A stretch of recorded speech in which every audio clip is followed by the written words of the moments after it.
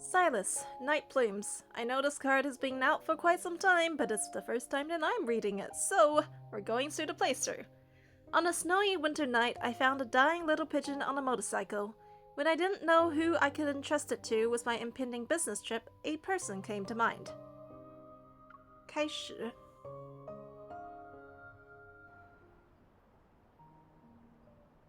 You got here just in time. Thankfully, there's nothing to worry about for now.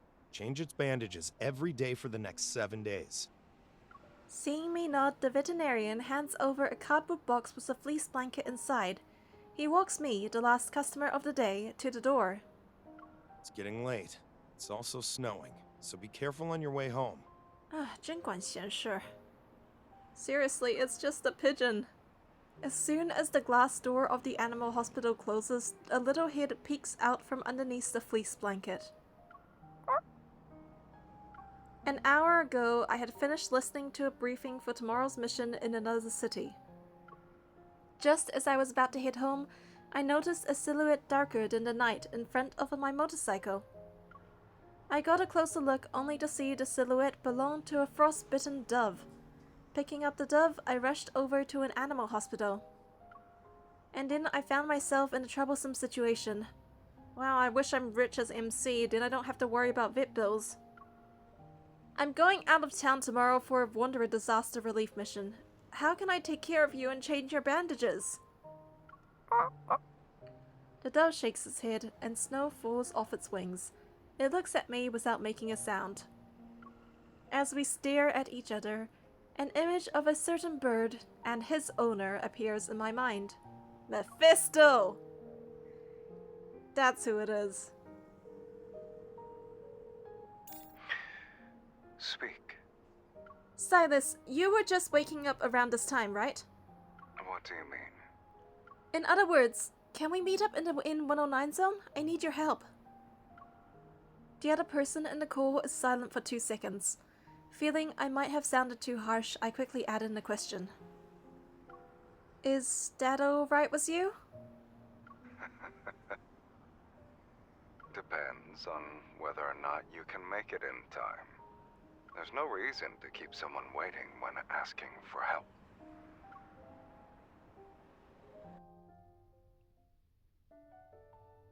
Winter snow carries rain droplets that fly in the wind. I drive as fast as I can until I knock on Silas's door. Open sesame! Knock knock! FBI! Hello, I'm not late, am I? A wave of warmth washes over me. It instantly fogs up my helmet's visor.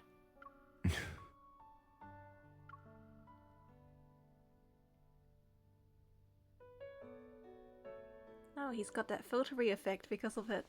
Very nice. Oh, and now we don't have that effect anymore.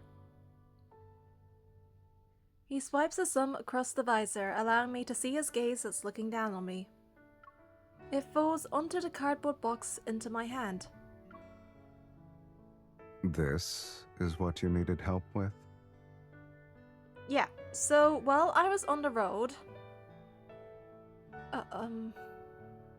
Oh. Right before I'm about to prevent the door from closing, it stops a few centimeters before my hand. Since when did you start saying goodbye to someone who just said hello to you?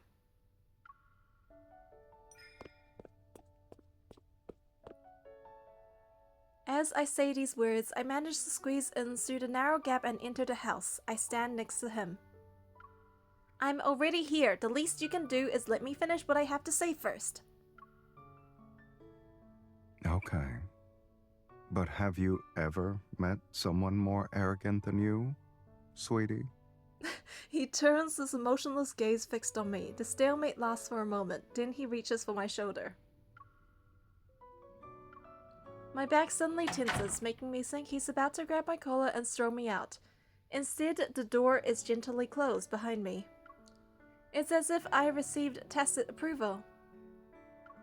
He notices my astonishment, and his voice carries a hint of mockery as he speaks.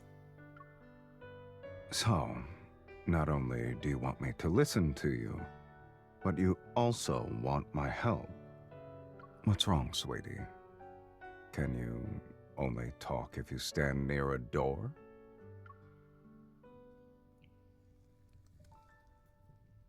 The living room isn't that much brighter than the night outside.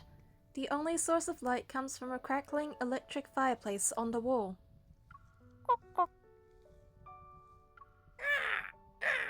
Well, Mephisto has a buddy now.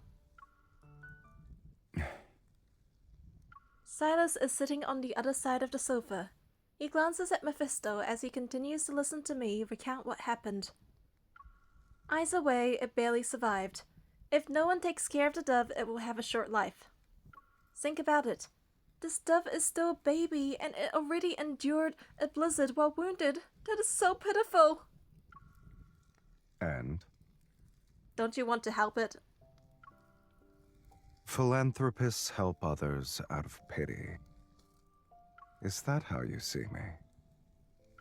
Definitely not. Sylus throws a question back at me. No matter how much I try to gain some sympathy for the dove, it won't work on someone like him. Then what if it's to help me? As soon as I stop talking, a pregnant pause fills the room. Mephisto turns his head and gives me an inexplicable look. Why aren't you saying anything? Don't we have a bit of rapport? We resonated plenty of times already and had near-death experiences together.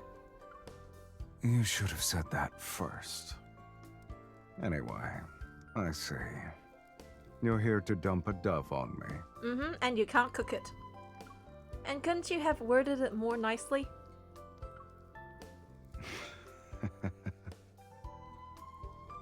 Sylus doesn't respond. He stands up from the couch and then leans down to carefully pick up the dove from the box. He makes eye contact with it, but his words are directed to me. When will you be back? Aren't you dumping the bird on me because you're planning to be a goody two-shoes outside Lincoln? Oh, yeah, after a week. Why?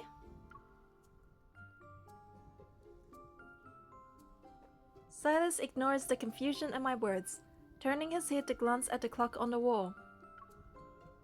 I'll be waiting for you, here, Sunday, at 11 p.m. Does this mean you're going to help me? I thought we had a bit of rapport. Why else would I agree to care for a dove I just met? Yes, we got him to do it. But our rapport is only worth 7 days. Be even a minute late, and I'll consider it as you exceeding the time limit. And then what? Oh, you didn't ask? Okay. Sure. Having found a caretaker for the little white dove, I go on a trip to a foreign country the next day. During my 6 days away from Lincoln, Sylus only sent me a few photos taken at weird angles, and it was only if I reached out to him first. Otherwise, he was surprisingly quiet. This lack of disturbances is rare, and it actually piques my curiosity. On the day before I returned to Lincoln, I couldn't resist starting a video call with him. What is it? I just wanted to know if the dove is okay. I haven't seen it in a few days. Are you worried that I've been treating it poorly? Well, not really. I just miss it.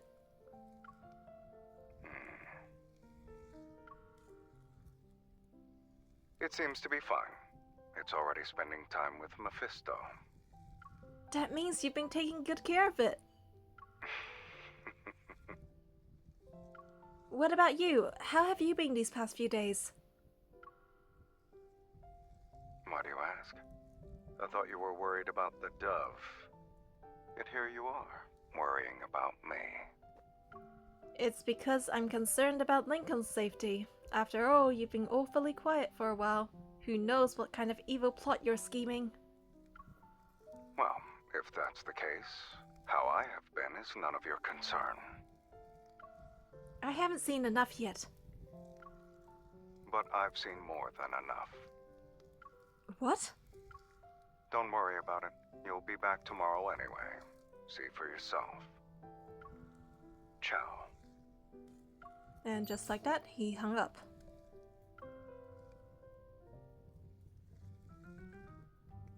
As per our agreement, I head to Sylus's house once I get off the plane. I even arrived sooner than I anticipated. Just as I'm about to knock, the door opens as soon as I get my hand near the doorknob. What's going on? The door, now open, seems to welcome me inside. When I wonder if I should invite myself in, a voice suddenly resounds behind me. Long time no see. Oh my gosh, don't sneak up on people like that! I turn around and see a familiar face, and under closer inspection there's a faint bruise under his eye. Why have you been getting into fights? Did you leave the door unlocked when you went out? Didn't you say you'd be back today? I look inside the residence, which is too quiet for my liking. Where's my dove? It flew away. Oh no! Just as I'm about to sold him, he whistles and grabs my shoulder to turn me around. In the distance, a white creature steps on Mephisto's mechanical wing and sweeps toward me. The white dove, which was barely alive a week ago, is now like a bird of prey. Before I can scream, Sylus extends his finger. The white dove jumps on it immediately. Everything's fine. Why are you always messing around?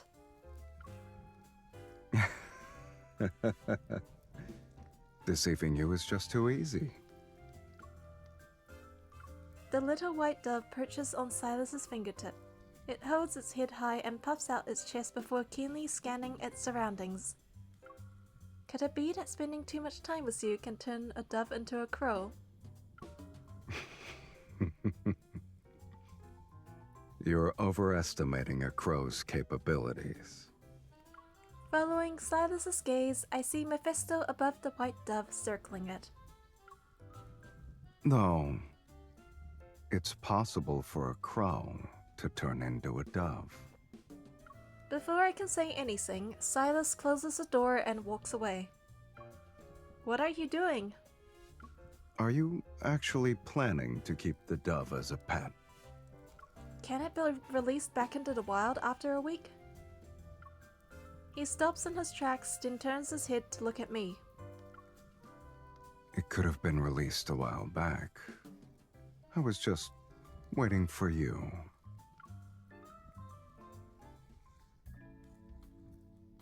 Today is a wintry night. It reminds me of when I first found the white dove. Snowflakes fall onto my coat. I brush them away and get off the back seat of Sylus's motorcycle. Nestled in my hand, the little white dove is energetic. It looks at the river view of Lincoln's downtown area in front of us. Sylus, why do we have to travel so far to release it? Oh, I know. You're worried the dove won't be able to find its way home, huh? You can actually be considerate sometimes.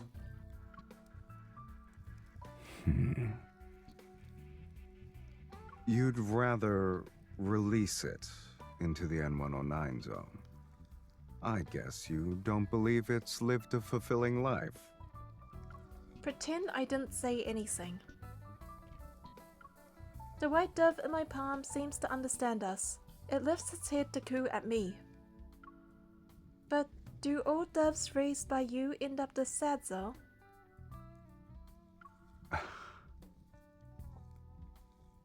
Sylus seems to be taken aback by what I said for a moment. He looks at me. Now I'm suddenly curious about how you see me. Are you sure you want to know? I can tell you. I think you're ruthless, decisive, cruel, merciless leader of Onykinus? He doesn't look very impressed by that answer. You said you were curious. Then why would you let such a person help you care for a dove? I don't know. Maybe I like to live on the edge. I didn't expect him to take it seriously. Then again, I've never really sat down to think about why him in particular.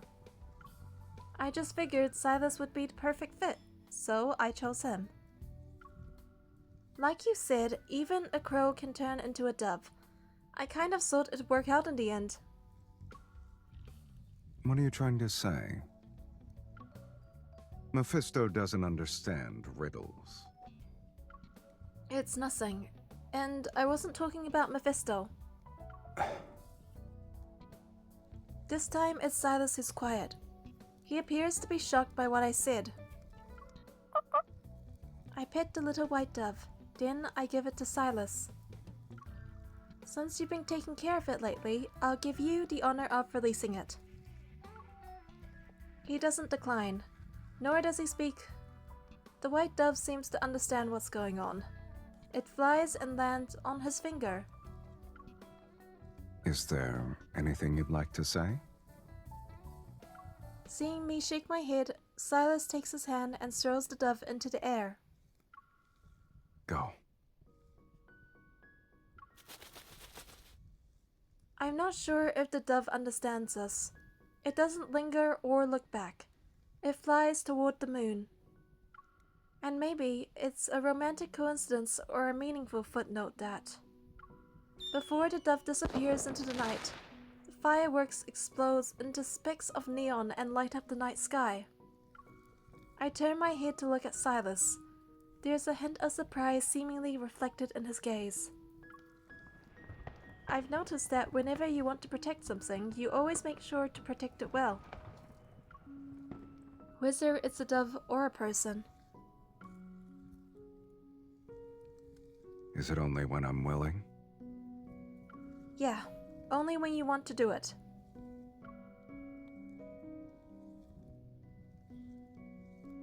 The fireworks' various colors reflect on the river's surface and land on Sylus's hair. After a moment of silence, he speaks. You think too highly of me. I've said it before and I'll say it again. I'm not a philanthropist. A man's heart goes to where his treasure is. Sylus's cold words dissolve the wind, making it difficult for me to discern what's real or not. But it's as if it doesn't matter. I don't care. After all, I'm not a dove that needs your protection. Really? It's for the best.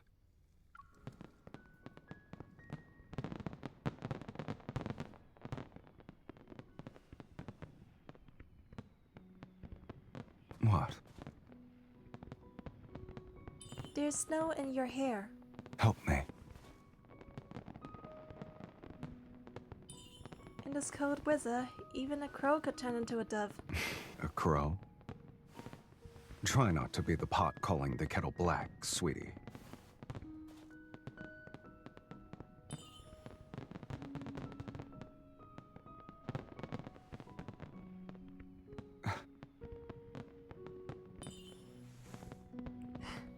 What are you drawing? You. A cat?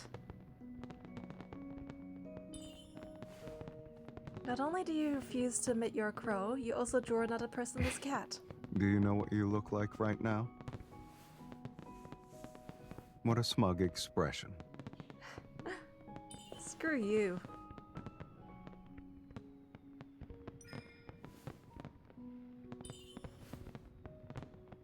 You still have snow in your hair.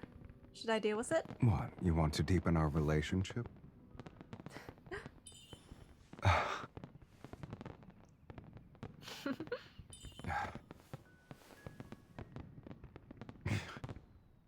Unprompted benevolence wasn't out of the kindness of your heart.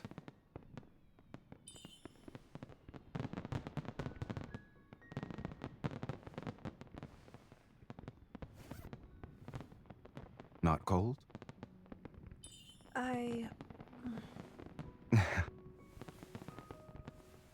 Really? Sylus! Come on, follow me.